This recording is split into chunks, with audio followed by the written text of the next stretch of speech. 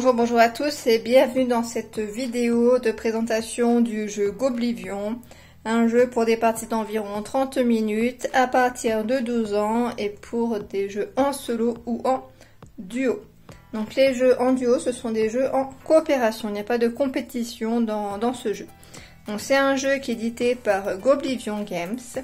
C'est un jeu que j'apprécie tout particulièrement, je trouve qu'il ressemble dans la mécanique en tout cas au jeu Vendredi que j'apprécie vraiment beaucoup.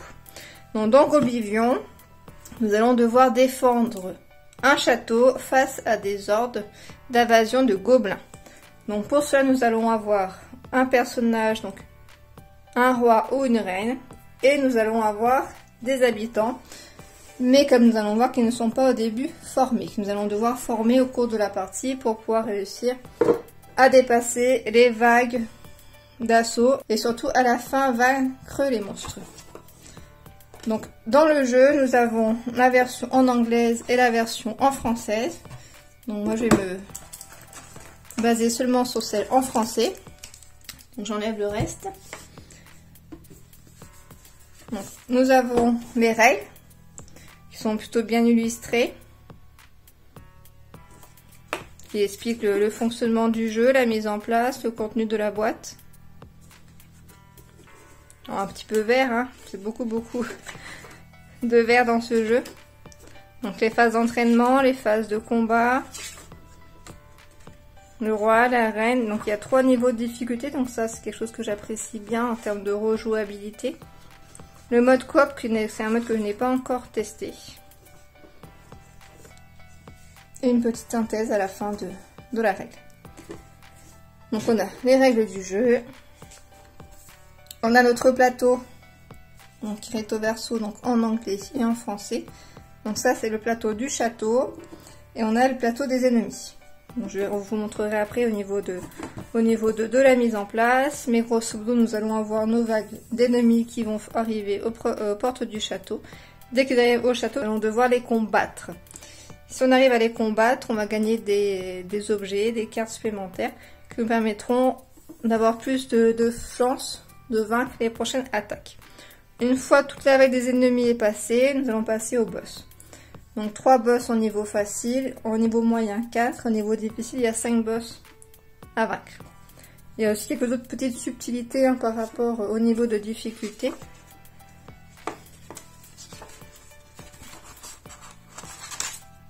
Au niveau facile, les ennemis ne gagnent pas de jetons bonus. Donc je vous expliquerai après en quoi cela consiste.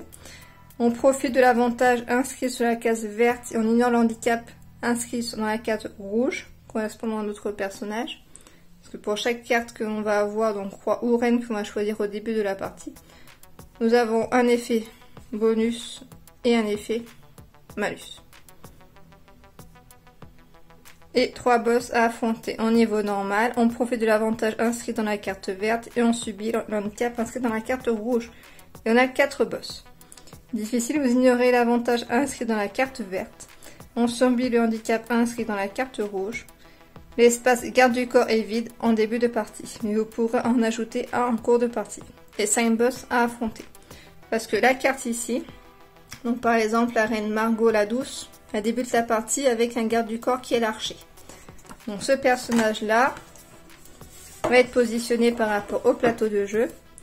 Là nous allons positionner notre roi, notre reine. Et on va voir ici le garde du corps qu'on va pouvoir changer une fois par partie. Et nous allons, dans la boîte nous avons également des jetons. Nous avons des pièces d'or, au début de la partie, selon le roi et la reine qu'on choisit, on a des pièces d'or, qu'on va pouvoir également acquérir en cours de partie selon les cartes que l'on a. Donc elles sont recto verso 1 et 3. Nous avons des cartes de bonus 1 et 2. Donc ça c'est pour nous quand on améliore nos cartes. Et ça c'est les cartes de bonus des ennemis. 1 ou 2. Nous avons cette carte, ce jeton là qui est également très important, qui nous permet de nous rappeler un petit peu où nous en sommes dans les phases d'entraînement, quelle personne nous avons choisi. Et nous avons aussi des cartes malus, -2, concernant l'or. Donc l'or est un élément important hein, dans le château. Si on en a plus, on a perdu la partie. Et nous avons des cartes. Je vais vous présenter tout de suite. Hop. Donc j'ai plastifié les cartes. Hein. De base, je vais vous montrer comme elles sont. Elles sont comme ça derrière. Donc nous avons les cartes. On va dire les cartes habitants de base. Hein. Ce sont les cartes bleues. Nous avons ces cartes-là qui sont les cartes des ennemis que l'on va combattre à chaque vague.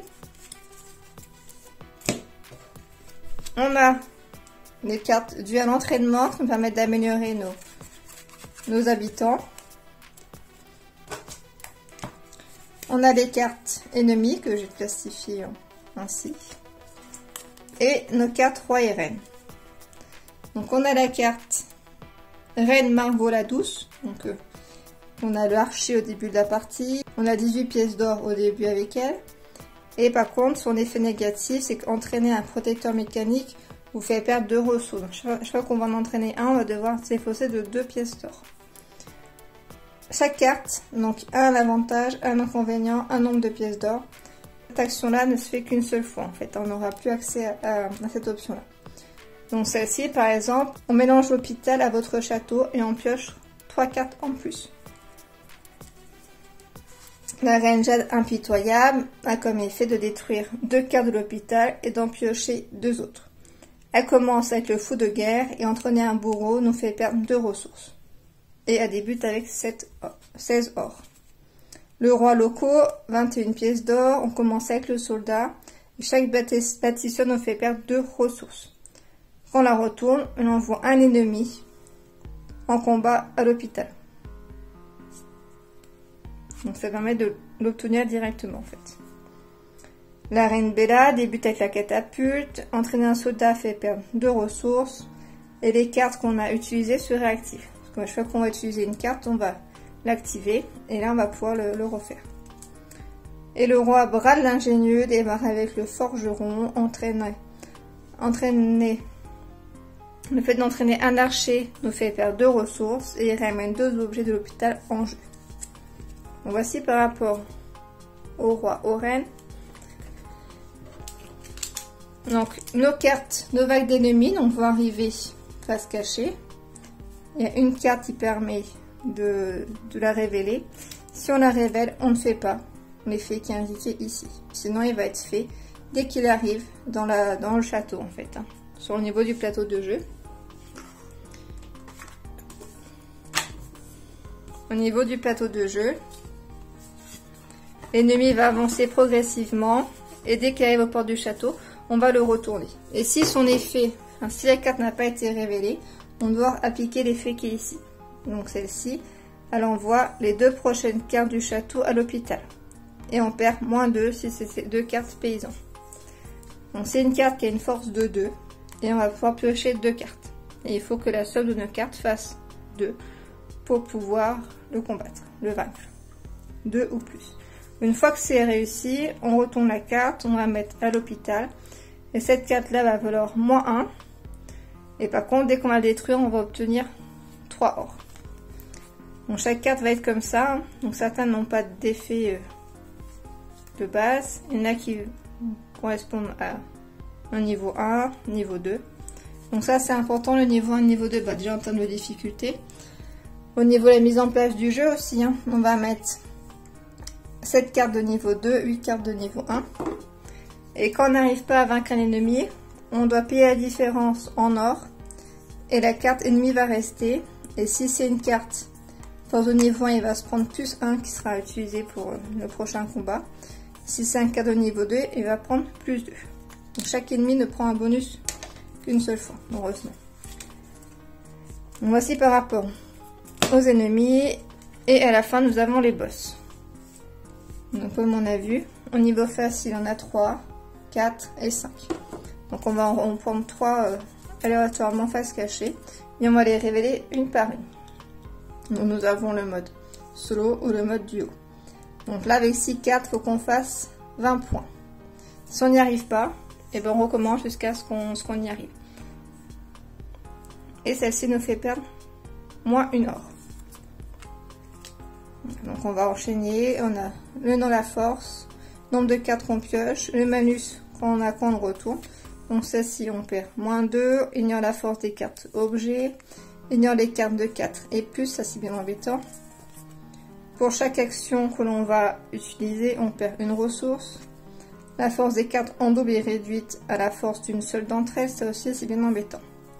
Donc l'inconvénient, c'est qu'une fois qu'on est au boss, on ne récupère pas d'or. Et dès qu'on n'a plus d'or, dans le château, on a perdu la partie.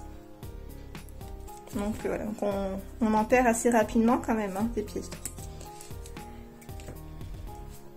On a nos fermiers, nos paysans, nos braves soldats, nos braves personnages habitants qui vont partir se battre. Donc on a le pyromane, une carte bien pourrie qui fait moins 1, le fermier 0, voleur moins 1, percepteur d'impôts moins 1, le mendiant moins 1. On a des cartes, donc ça ce sont des cartes paysans. L'aventurier qui envoie une carte à l'hôpital quand on l'active, et puis il gagne 2 points de force. Le boulanger quand on l'active, on récupère 1 or. Donc là c'est une carte objet, donc ça c'est plutôt bien. Pour certaines cartes on va voir amélioration. Il y a des bonus par rapport aux cartes objets. Donc l'épée qui vaut 1, le chasseur quand on l'active, on récupère 1 or. Le grimoire, quand on l'active, on pioche 2 cartes. L'apprenti, il envoie les 2 prochaines cartes du château de l'hôpital et gagne plus 1 pour par paysan révélé. Donc ça, quand on le met en garde du corps, on peut observer, on peut voir. Donc cette carte-là est importante, enfin cette option est importante. Parce que quand on va avoir nos cartes ennemies qui vont avancer, si on en révèle une, c'est ce que j'ai dit tout à l'heure, si on en révèle une, donc par exemple celle-ci, efface invisible. Si je la révèle, une fois qu'elle arrivera ici, elle sera déjà révélée. Et elle ne fera pas du coup son malus. Donc toutes les cartes n'en ont pas hein, de malus. Je pense qu'on a vu à peu près tout. Mais voilà. Donc ça c'est les cartes de base que l'on a. On va pas tous les prendre, on va en prendre 20.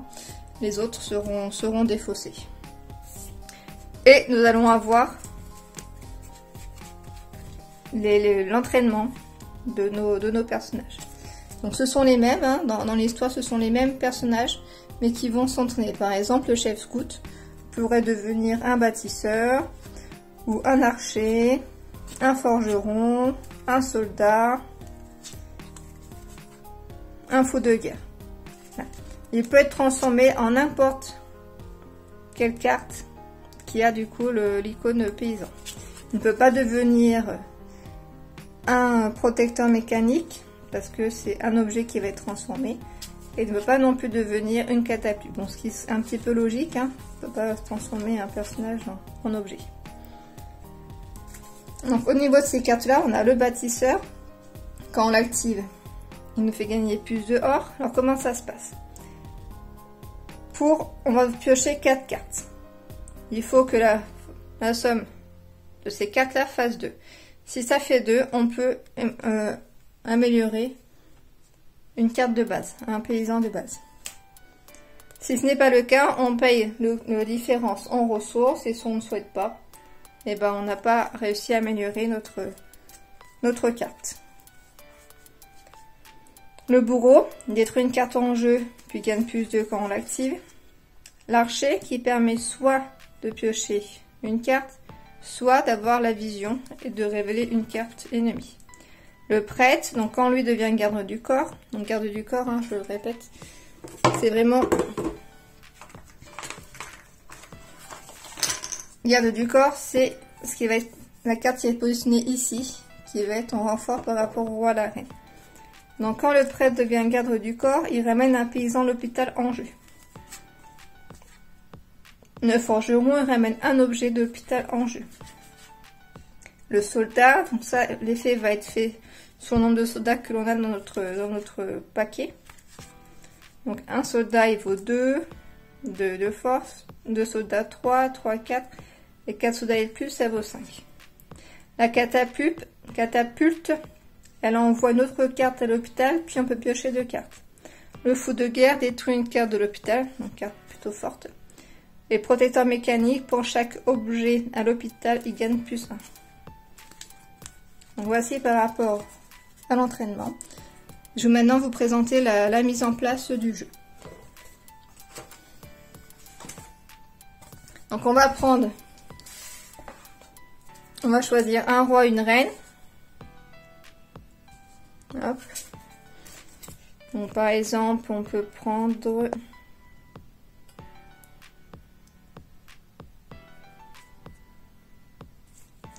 Donc celle-ci, j'ai déjà faite. On peut essayer le roi Locola brut. Donc si on prend le roi Locola brut, il démarque un garde du corps soldat. Donc lui, il va aller là. Et je vais prendre un soldat en garde du corps. Donc je fais pas un... Les soldats, c'est pas souvent les cartes que je joue. Donc il prend un soldat et les autres cartes, on les défausse, elles ne devront pas être jouées. Il démarre avec 21 pièces d'or, donc on va récupérer 21 pièces d'or. Donc on a ici les pièces A3 et pièces A1.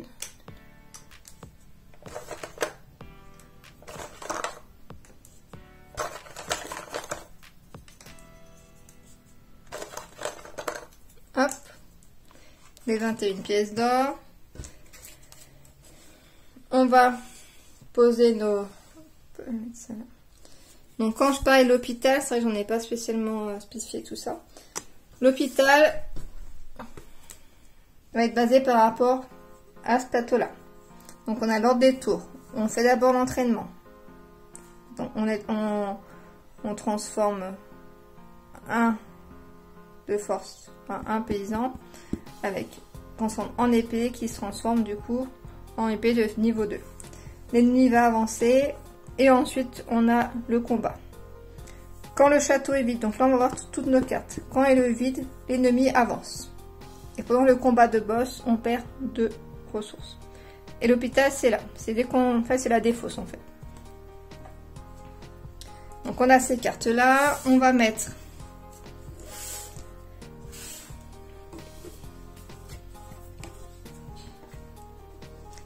le plateau. Hop.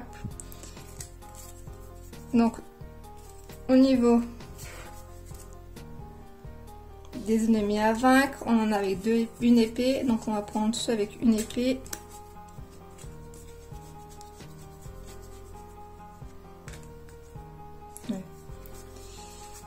Deux.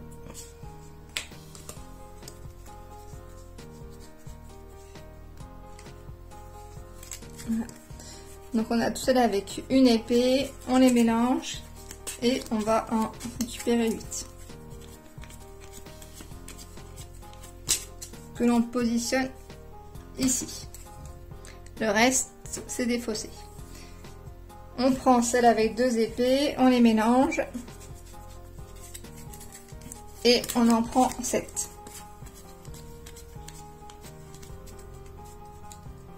Que l'on va positionner en dessous et on positionne les autres dessus. Là, on a nos ennemis. Dans nos cartes de base, donc on va tout mélanger et on va en choisir 20. On va en piocher 20 pif.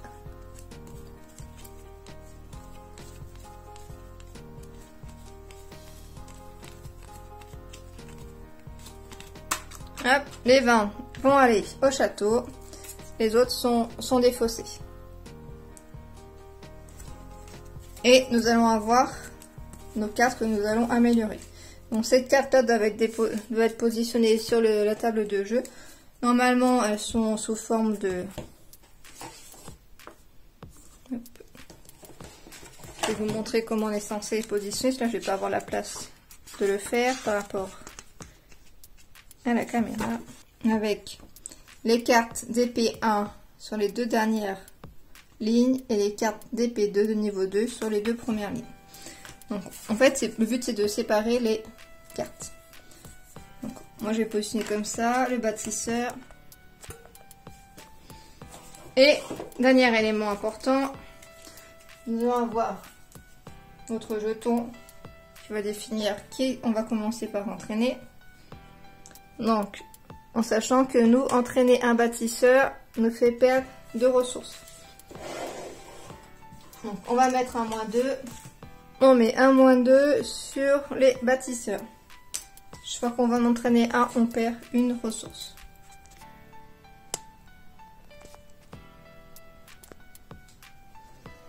Bon, je remets nos ors. Et nous avons les boss. Donc on les mélange. On va faire un niveau de difficulté moyen. Et on en prend 4. Puis on pose ici face cachée. Le reste, on défausse.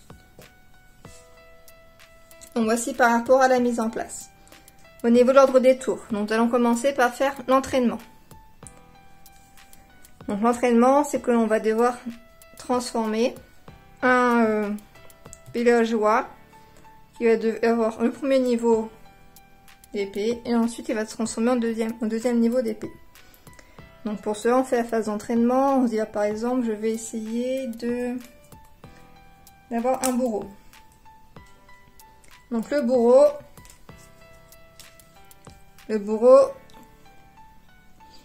je pioche 4 cartes, il faut que je fasse au moins 2.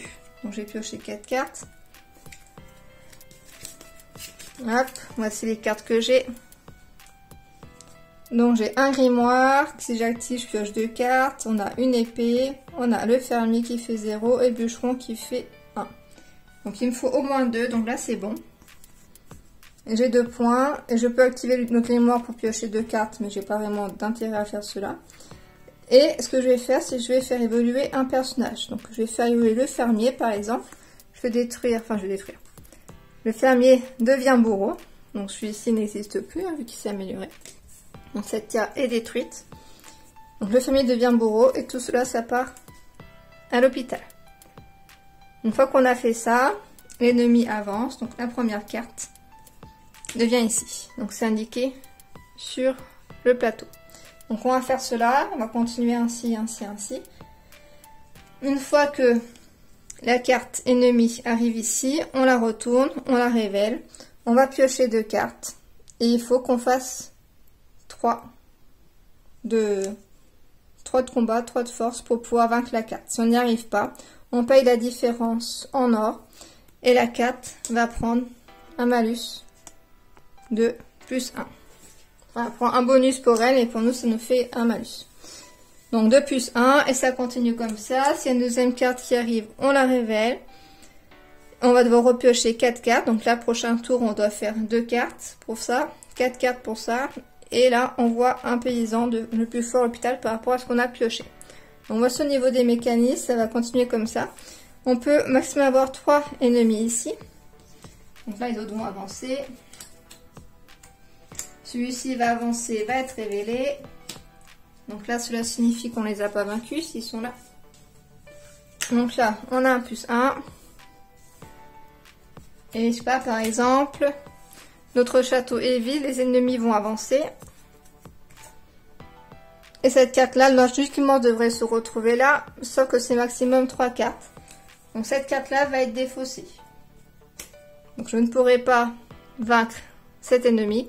Et je n'aurai pas, du coup, la carte derrière qui me permettra potentiellement d'avoir un bonus. Certaines, vous verrez, elles ne font que des malus. Il y a des slips qui font -2. Toutes les cartes ne sont pas forcément bonnes à prendre. On n'a pas le choix, on doit les vaincre. Sauf si on décide de se défausser comme ça, mais c'est vraiment dommage. Une fois qu'on a passé toutes les cartes, donc une fois qu'on a plus de cartes ici, qu'on a vaincu tout le monde, qu'on a bien amélioré nos villageois. Donc une partie des cartes va se retrouver améliorée dans notre pile. Normalement tous, hein, si on a tous réussi, ils vont tous se retrouver là. Il y a certaines cartes que l'on va défausser. Là par exemple on a un slip de niveau 0. Logiquement cette carte là aurait dû être défaussée au cours de la partie. Hein, c'est vraiment un jeu basé sur la défausse de cartes. Il faut vraiment débarrasser le plus possible de nouvelles cartes pour pouvoir avancer. Donc c'est le même principe que vendredi. Une fois que cela est fait, on va passer à la phase de boss. Donc ces cartes là, entraînement ne sera plus disponible, on ne pourra plus non plus avoir d'or supplémentaire. Et on va retourner une par une les cartes qu'on va devoir vaincre. Donc là je pioche cette carte pour faire 22. Et il faut que je me débrouille avec mes 7 cartes avec leurs options pour pouvoir gagner et arriver à 22. Pour chaque carte, celle-ci a un effet particulier. Donc pour chaque carte que je vais activer, je vais perdre une ressource. C'est-à-dire que j'aurai plus de ressources, je vais perdre la partie. Voilà, donc si j'ai pas gagné, je dois rebattre le boss jusqu'à y arriver. En sachant que dès que je n'ai plus de personnes dans le château, je perds automatiquement 2 points de or. Voilà, donc ça peut descendre assez vite. Donc une fois que j'ai tout terminé, une fois que j'ai vaincu, si j'arrive à vaincre tous les boss, j'ai gagné la partie et je peux compter le nombre d'or qui me reste pour essayer de faire mieux de partie en partie. Donc c'est un jeu qui est relativement difficile. Voilà. Et c'est pour ça que j'aime bien d'ailleurs ce jeu-là. Donc c'était une vidéo de présentation du jeu Goblivion. Et à bientôt dans une prochaine vidéo, dont une partie complète de Goblivion. À bientôt!